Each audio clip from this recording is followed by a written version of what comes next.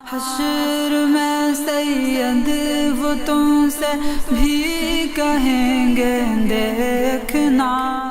یہ صرف بہانے ہیں بچنے کے کہ قرآن ڈائریکٹ مت پڑھو ورنہ گمراہ ہو جاؤ گے. پہلی بات تو یہ کہ اس انسان کا عقیدہ ہی کفر کافروں والا ہے کہ جو کہتا ہے کہ قرآن ڈائریکٹ مت پڑھو ورنہ گمراہ ہو جاؤ گے. قرآن کوئی گمراہ کرنے کی کتاب ہے؟ دیکھ بھائی، جس دن لوگوں نے قرآن شریف کو ترجمے کے ساتھ پڑھنا شروع کر دیا نا، اس دن گوشت کی نیاز، خواجہ کا لنگر، مزار پر قوالی، محرم پہ ڈھول بجانا، 22 رجب کو کنڈے بنانا اور درگاہ پہ جا کر دعا مانگنا، یہ سب چھوڑ دو گے. ہم قرآن کو فالو کرتے ہیں، حدیث کو مانتے ہیں، بس ہمارے لیے اور کچھ نہیں ہے. نہیں تو بھائی تو ترجمے سے کیوں پڑھتا ہے؟ ہمارے مولانا صاحب تو بولتے ہیں ڈائریکٹ قرآن مت پڑھنا ورنہ گمراہ ہو جاؤ گے. بھائی مجھے کوئی لینا دینا نہیں تیرے محلے کے مولوی کے حساب سے کون گمراہ ہے کون نہیں ہے. جب کوئی ینگسٹرز دین کی دعوت دیتا ہے قرآن اور حدیث سے تو لوگ اسے موٹیویٹ کرنے کی بجائے ڈی موٹیویٹ کرتے ہیں، یعنی الٹے سیدھے کمنٹ پاس کرتے ہیں، جیسے کہ لائک تو مفتی ہے، تو عالم ہے، تیرے پاس تو ڈگری نہیں ہے. اچھا تو مفتی صاحب ہم کو ایک بات بتائیں، آپ نے مسلمانوں کو اتنا ڈرا دیا ہے کہ وہ قرآن کو نہیں پڑھتے ہیں ڈر کے مارے. آپ نے یہ تک کہہ دیا ہے کہ قرآن پڑھنے سے گمراہ ہو جائیں گے اگر کوئی ڈائریکٹ پڑھ لے گا تو. سوشل میڈیا کے اس فتنے بھرے دور میں آپ نے دیکھا ہوگا کہ بعض بچے بچومڑے، کل کے چھوکرے، لونڈے، لپاڑے، یہ لوگوں کو تحقیق کرنے یعنی محقق بننے کا درس دیتے ہیں کہ آپ لوگ خود ریسرچ کیجئے اور قرآن حدیث میں کیا لکھا اس کو آپ خود پڑھیے سمجھیے. اور ان کو لفظ ریسرچ پر بھی ریسرچ نہیں ہوتی، اور یہ اس طرح کے ریسرچر محقق بن جاتے ہیں کہ قرآن حدیث کے مطلب اور مفاہیم کو، اس کے نتائج کو خود بیان کر کے خود جو سمجھ میں آئے اس کو فالو کرتے ہیں. اور امام اعظم اور دیگر ائمہ اربعہ کی مخالفت میں یہ بخاری مسلم کی اندھی تقلید کے اندر مبتلا ہیں اور لوگوں کو درس دیتے ہیں کہ آپ صرف قرآن حدیث پڑھیں، کسی امام کو فالو نہ کریں. اور عالم کی مخالفت کرنے والی ویڈیو اور کنٹینٹ کو بھی یہ لوگ اکثر اس طریقے کا کنٹینٹ بھی اپنے پیجز پہ جو ہے نا وہ شیئر کرتے ہیں. ابھی آپ نے دیکھا کہ کس طرح سے لوگ خود قرآن حدیث پڑھ کے اس پہ ریسرچ کرنے کے لیے آمادہ ہیں. مگر ایک قابل غور بات یہ ہے کہ جب کوئی بھی شخص کسی بھی چیز کے اوپر ریسرچ کرتا ہے، تحقیق کرتا ہے، تو اس ریسرچ سے پہلے وہ بندہ اس فیلڈ کا بہت حد تک ماہر اور جاننے والا ہوتا ہے، پھر وہ کسی ایک سیپریٹ چیز پہ اس فیلڈ کی ریسرچ کرتا ہے. لیکن آج صورتحال بالکل دوسری ہے. آج ایک ایسا جاہل کوئی کھڑا ہوتا ہے اور سیدھے قرآن حدیث پہ ریسرچ کرنا شروع کرتا ہے اور جو مسئلے اس کے سمجھ آتے ہیں اس کو فالو کرتا ہے، اور یہ اس کے ذہن میں بات بیٹھ جاتی ہے کہ ہم سے پچھلے 1400 سال کے جو علماء، محدث، مفسر گزرے ہیں جنہوں نے اپنی تمام زندگی دین میں لگا دی، گویا ان کو تو یہ باتیں نہیں پتہ، یہ حدیثیں نہیں پتہ، اس کے مطلب نہیں پتہ، ہم کو پتہ ہو گئی. یعنی یہ بالکل ایسا ہے کہ کوئی ABCD کی کتاب پڑھنے بیٹھے اور اس سے پوچھا جائے کہ تم کیا کر رہے ہو اور وہ جواب میں کہے کہ میں MBBS پہ ریسرچ کر رہا ہوں.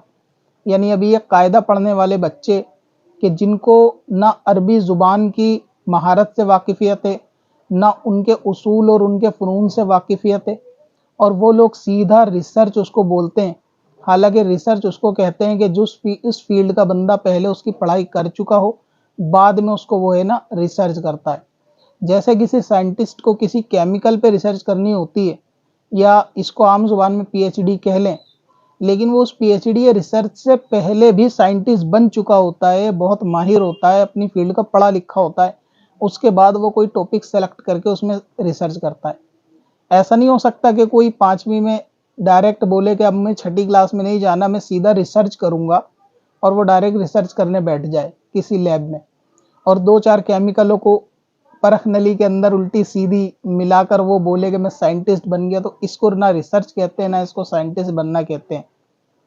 لیکن آج دین کے اندر بالکل یہی صورتحال ہے کہ ایک شخص جو رات سستا نشہ کر کے سویا اور صبح اٹھا، بازار سے بخاری خریدی، اور وہ بھی اصل نہیں بلکہ ہندی کے ترجمے والی یا پھر نیٹ سے انگلش کے ٹرانسلیشن والی بخاری خریدی، اور ڈائریکٹ اس کو پڑھ کے مسئلے بتانا، بیان کرنا اور اس پہ عمل کرنا شروع ہو گئے. جب لوگوں نے ان سے پوچھا کہ یہ معاملہ کیا ہے تو کہتے ہیں ہم خود ریسرچ کر رہے ہیں. یعنی یہ اس فیلڈ کے ماہر پہلے تھے بھی نہیں، ڈائریکٹ PhD کرنے یہ لوگ پہنچ گئے. یہی ان کی صورتحال ہے. اور یہ بچے بچومڑے اپنی من سے، عقل سے جو مسئلے بتاتے ہیں قرآن حدیث کے بالکل خلاف ہیں. اور اس کی دلیل یہ دینا تو دور، فلائی اوور سے بائک کو کدا کے سوسائڈ ضرور کر سکتے ہیں، لیکن یہ اس کے حوالے اور دلیل اپنی ویڈیو کو نہیں دے سکتے. اور اس کی سب سے بڑی علامت یہی ہے کہ جب ان سے کوئی جواب یا حوالہ طلب کیا جائے تو اس بندے کو یہ بلاک کر دیتے ہیں، کیونکہ ان کے پاس اس کا جواب نہیں ہوتا. بلاک کر کے بھاگنا یہ ان کی پرانی فطرت ہے. جیسے ان کے استاد प्लम्बर और वैसे ही इनके प्लम्बर के पिल्ले इनके स्टूडेंट हैं, वही हरकत इनकी है। लोग ये समझते हैं कि भाई इस तरीके की बातें हम क्यों बार बार दोहराते हैं करते हैं, उसके लिए वजह और उसकी ज़रूरत भी यही है कि सोशल मीडिया के फितने वाले दौर में लोगों ने हराम को हलाल और हलाल को हराम कर दिया और आपके आगे दीन की शक्ल बिगाड़ कर इस तरह से पेश की। आने वाली नौजवान नस्ल ये समझती है कि इनके पास तो बुखारी का रेफरेंस है, अब कुरान की आयतों के हवाले लिहाजा ये सही होंगे। तो आपकी जानकारी के लिए बता दूं कि हर बातिल फ़िरके के पास कुरान की आयत का हवाला और हदीसों के रेफरेंस होते हैं। कोई ऐसा तो नहीं हो सकता कि वो आपसे कहे कि आओ मैं आपको दीन सिखाऊं और मैथ की किताब उठाकर आपको पाइथागोरस प्रमेय पढ़ाना शुरू कर दे और उससे इस्तदलाल करे, उससे दलीलें दे, तो क्या आप उसके बहकावे में आ जाओगे? हरगिज़ नहीं।